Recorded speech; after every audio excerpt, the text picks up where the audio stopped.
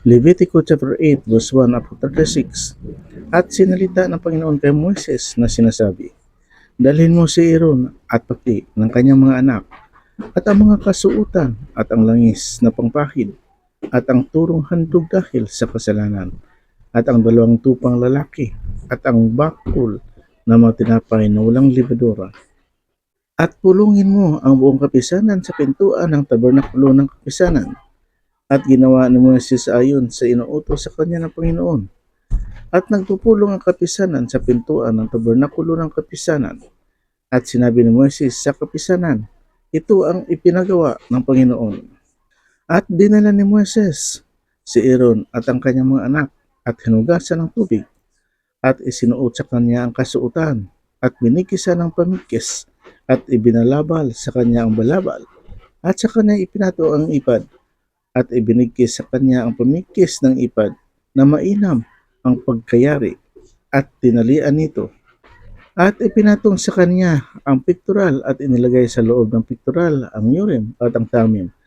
At ipinatong ang mitra sa kanyang ulo at ipinatong sa mitra sa harap ang lamin ng ginto, ang banal na putong, gaya ng inuutos ng Panginoon kay Moses. At kinuha ni Moses ang langis ng pangpakid at pinahiran ang tabernakulo at ang lahat ng nandoon ay pinapaging banal. At winiskan niya ang ibabaw ng dambana ng makapito at pinahiran ng langis ang dambana at ang lahat ng kasangkapan niyaon at ang hugasan at ang tungtungan niyaon upang ariing banal. At binuhusan ng langis na pangpakid ang ulo ni Aaron at pinahiran niya ng langis siya upang papagbanalin. At ipinalit ni Moises ang mga anak ni Aaron at sila sinuotan ng mga kasuotan at pinikisan ng mga pamigkis at itinali sa kanilang ulo ang mga tiara gaya ng inuutos ng Panginoon kay Moises. At kanyang inilapit ang turong handog dahil sa kasalanan at ipinatong ni Aaron at ang kanyang mga anak ang mga kamay nila sa ulo ng turong handog dahil sa kasalanan. At pinatay niya at kumuha si Moises ng dugo at ipinahid ng kayang daliri sa ibabaw ng mga anyong sungay ng dambana sa palibot. At nilinis ang dambana at ang dugo'y ibinuhos sa tungtungan ng dambana at inaring banal upang pagtubusan.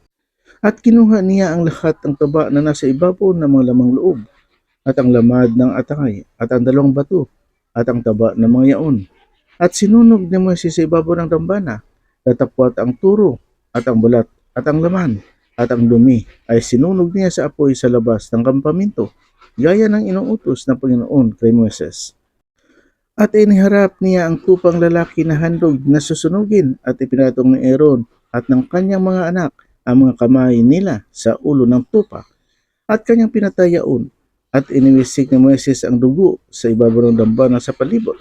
At kinatay niya ang tupa at sinunog ni Moises ang ulo at ang mga putol-putol at ang taba.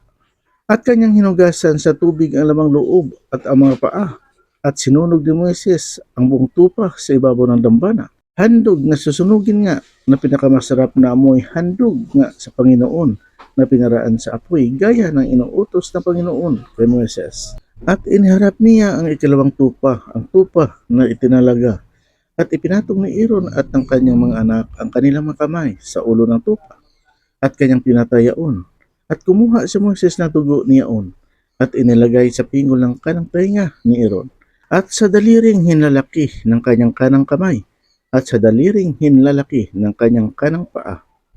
At pinaharap niya ang mga anak ni Aaron at nilagyan ni Moses ng dugong yaon sa pingol ng kanilang kanang tainga at sa daliring hinlalaki ng kanang kamay nila at sa daliring hinlalaki ng kanang paa nila at iniwisik ni Moises ang dugo sa ibabaw ng dambana sa palibot.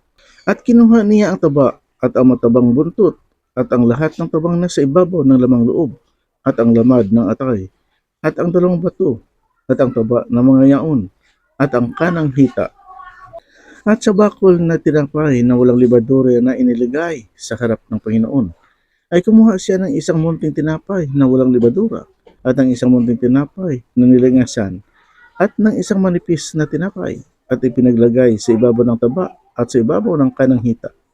At inilagay na lahat sa mga kamay ni Aaron at sa mga kamay ng kanyang mga anak at pinag-aalog na pinakahandog na inalog sa harap ng Panginoon At kinuha ni Moises sa kanyang mga kamay at sinunog sa dambana sa ibabaw ng handog na susunugin.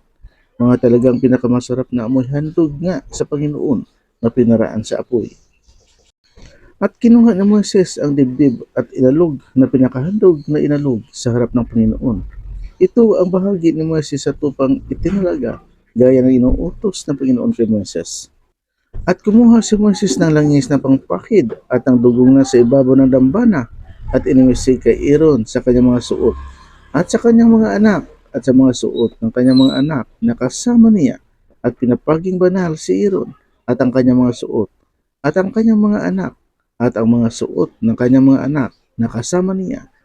At sinabi ni Moises kay Aaron at sa kanyang mga anak, pakuluan ninyo ang laman sa pintuan ng tabernakulo ng kapisanan at doon ninyong kanin at ang tinapay na nasa bakol ng itinatalaga ayon sa inuutos ko na sinasabi. Kakanin ni Aaron at ng kanyang mga anak at ang labis sa laman at sa tinapay ay susunugin ninyo sa apoy. At sa pintuan ng tabernakulo ng kapisanan ay huwag kayong lalabas na 7 araw hanggang sa maganap ang mga kaarawan ng inyong pagtalaga sapagkat 7 araw na kayo'y matatalaga. Kung paano ang ginawa sa araw na ito ay gayon ang inuutos ng Panginoon na gawin upang itubos sa inyo. At sa pintuan ng tabernakulo ng kapisanan ay matitira kayo sa gabit araw na 7 araw at inyong tutuparin ang kautusan ng Panginoon upang huwag kayong mamamatay sapagkat gayon ang inuutos ko. At ginawa ni Aaron at ng kanyang mga anak ang lahat na inuutos ng Panginoon sa pamamagitan ni Moises. Amen, Lord.